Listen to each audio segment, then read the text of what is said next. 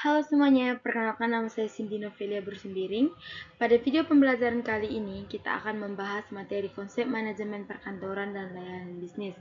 Materi ini merupakan bagian dari mata pembelajaran dasar-dasar manajemen perkantoran dan layanan bisnis untuk SMK kelas 10.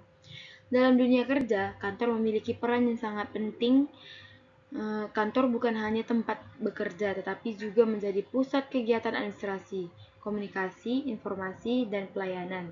Oleh karena itu, kita perlu memahami bagaimana kantor dikelola dengan baik, serta bagaimana layanan bisnis diberikan pada pelanggan atau pihak yang membutuhkan.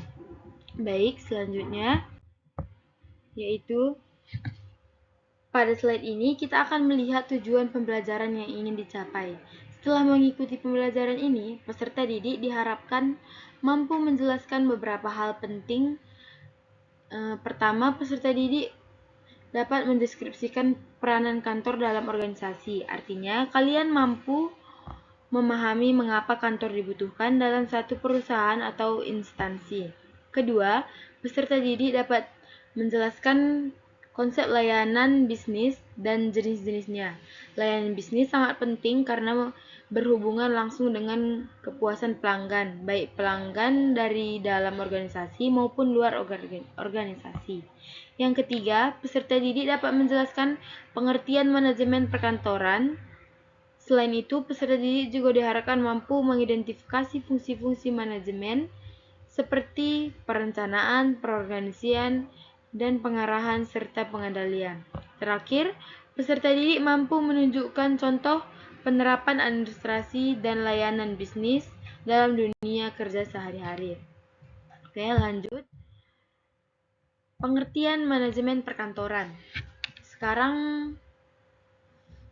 manajemen perkantoran adalah proses mengelola pekerjaan kantor agar berjalan secara efektif dan efisien.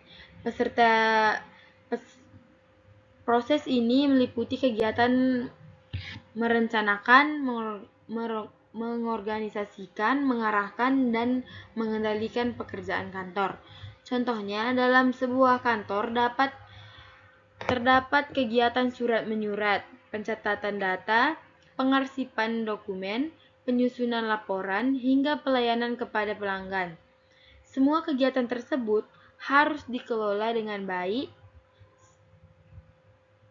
agar tidak terjadi kesalahan, keterlambatan, ataupun penumpukan pekerjaan. Tujuan dari manajemen perkantoran adalah agar pekerjaan administrasi dapat berjalan lancar, informasi yang disampaikan dengan tepat, seperti pelayanan organisasi, dapat berjalan secara maksimal. Oke, selanjutnya, pada slide ini membahas peranan kantor dalam organisasi.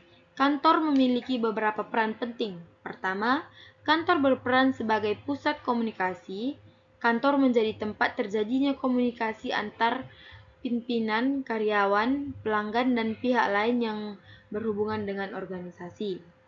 Kedua, kantor berperan sebagai pusat informasi. Setiap data yang diterima oleh organisasi biasanya akan dikumpulkan, diolah, disimpan, dan disalurkan melalui kantor. Ketiga, kantor juga berfungsi sebagai pusat administrasi. Di kantor terdapat kegiatan mengelola surat, dokumen, arsip, laporan, dan berbagai catatan penting lainnya. Keempat, kantor berperan sebagai pusat koordinasi. Artinya, kantor membantu mengatur kerjasama antar bagian agar kegiatan organisasi dapat berjalan sesuai tujuan. Jadi, tanpa kantor yang dikelola dengan baik, kegiatan organisasi akan sulit berjalan secara tertib dan teratur. Oke, selanjutnya yaitu membahas fungsi manajemen dalam perkantoran. Fungsi pertama adalah perencanaan. Perencanaan berarti menentukan tujuan dan menyusun langkah-langkah untuk mencapai tujuan tersebut. Misalnya, kantor merencanakan jadwal rapat, target penyelesaian laporan, atau sistem pengarsipan dokumen. Fungsi yang kedua adalah pengorganisasian. Pengorganisasian berarti membagi tugas dan menentukan siapa yang bertanggung jawab serta mengatur alur kerja. Dengan adanya pembagian tugas yang jelas, pekerjaan kantor dapat berjalan lebih rapi. Fungsi yang ketiga adalah pengarahan. Pengarahan dilakukan oleh pimpinan atau atasan untuk membimbing dan memotivasi dan mengarahkan pegawai agar melaksanakan tujuan sesuai tujuan organisasi. Fungsi yang keempat adalah pengendalian dilakukan untuk memastikan bahwa pekerjaan sudah berjalan sesuai standar. Jika terdapat kesalahan, maka perlu dilakukan perbaikan. Keempat ini saling berkaitan dan sangat penting dalam kegiatan perkantoran. Oke, selanjutnya yaitu pada slide ini kita akan membahas tugas dan aktivitas biasanya dilakukan di kantor. Salah satu tugas kantor adalah mengelola surat masuk dan surat keluar. Surat yang diterima harus dicatat, diteruskan kepada pihak yang bersangkutan, disimpan dengan rapi. Selain itu, kantor juga bertugas melakukan pencatatan dan penyimpanan data. Data yang tersimpan dengan baik dan memudahkan organisasi dalam mencari informasi yang dibutuhkan. Kegiatan lainnya adalah menyusun laporan. Laporan digunakan untuk memberikan informasi tentang hasil pekerjaan, kegiatan, atau kondisi tertentu dalam organisasi. Kantor juga mengatur jadwal kegiatan dan rapat, memberi layanan kepada karyawan maupun pelanggan, serta mengoperasikan peralatan kantor seperti komputer, printer, telepon, dan aplikasi administrasi. Dengan kata lain, aktivitas kantor sangat beragam dan semuanya mendukung kelancaran pekerjaan organisasi. Oke, selanjutnya sekarang kita membahas konsep layanan bisnis. Layanan bisnis adalah aktivitas atau kegiatan yang diberikan oleh organisasi untuk memenuhi kebutuhan pelanggan. Pelanggan yang dimaksud dapat berupa pelanggan internal maupun pelanggan eksternal. Pelanggan internal adalah pihak dari dalam organisasi, misalnya karyawan atau bagian lain dalam perusahaan. Sedangkan pelanggan eksternal adalah pihak dari luar organisasi seperti konsumen, mitra kerja, atau masyarakat. Layanan bisnis dapat berupa pelayanan informasi, administrasi, komunikasi, logistik, maupun layanan pelanggan. Dalam memberi layanan, organisasi harus memperhatikan kualitas, kecepatan, ketepatan, dan kepuasan pelanggan layanan. Jika layanan diberikan dengan baik, maka pelanggan akan merasa puas dan percaya terhadap organisasi. Selanjutnya yaitu jenis-jenis layanan bisnis. Jenis pertama adalah layanan logistik. Layanan ini berkaitan dengan pengelolaan barang, distributor, pengiriman, dan persediaan. Contohnya adalah mengatur stok alat tulis kantor atau pengiriman barang kepada pelanggan. Jenis kedua adalah layanan administratif. Layanan ini berkaitan dengan kegiatan surat menyurat, pengarsipan, pembuatan laporan, dan pencatatan data. Jenis kegiatan adalah layanan informasi. Layanan ini bertugas menyediakan data atau informasi yang dibutuhkan oleh pelanggan atau bagian lain dalam organisasi. Jenis yang keempat adalah layanan pelanggan. Layanan ini berhubungan langsung dengan pelanggan, misalnya menjawab pertanyaan, menerima keluhan, memberikan solusi, dan membantu pelanggan mendapat informasi yang dibutuhkan. Semua jenis layanan ini harus dilakukan dengan baik agar kegiatan organisasi berjalan dengan lancar. Selanjutnya yaitu prinsip pelayanan prima. Pelayanan prima berarti pelayanan yang diberikan dengan kualitas terbaik agar pelanggan merasa puas. Prinsip pertama adalah responsif. Artinya, petugas harus cepat tanggap dalam membantu pelanggan atau menyelesaikan masalah. Prinsip kedua adalah profesional. Petugas harus bekerja sesuai aturan, sopan, bertanggung jawab, dan memahami tugasnya dengan baik. Prinsip yang ketiga adalah ramah. Sikap ramah sangat penting karena dapat membantu pelanggan merasa dihargai dan nyaman.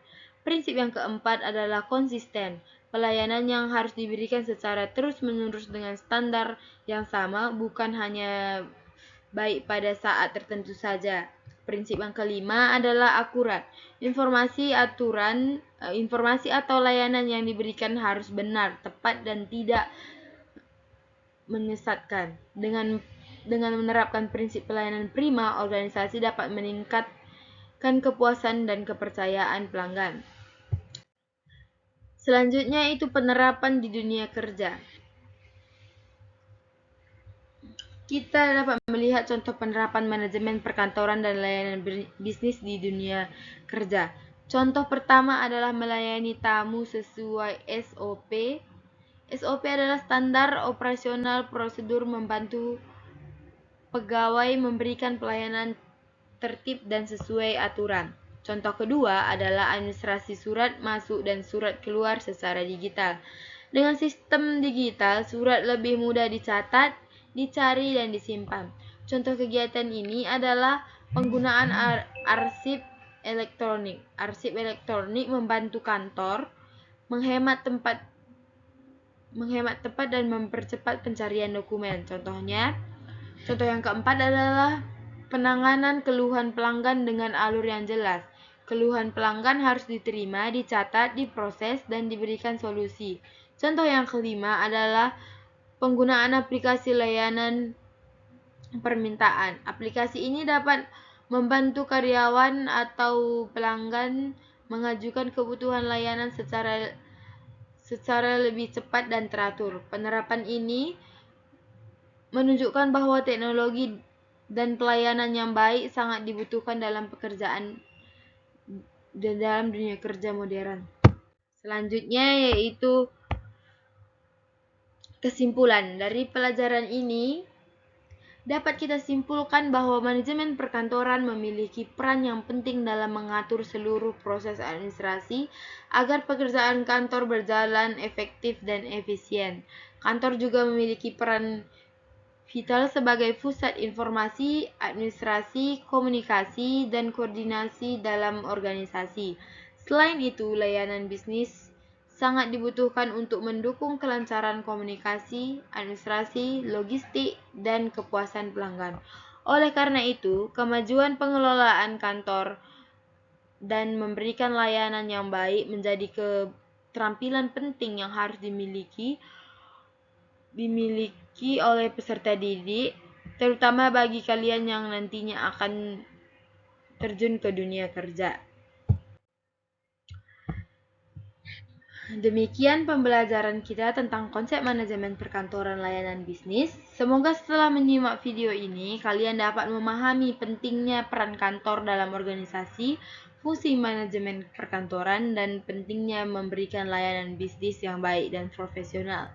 Terima kasih sudah menyimak video pembelajaran ini sampai selesai. Terima kasih.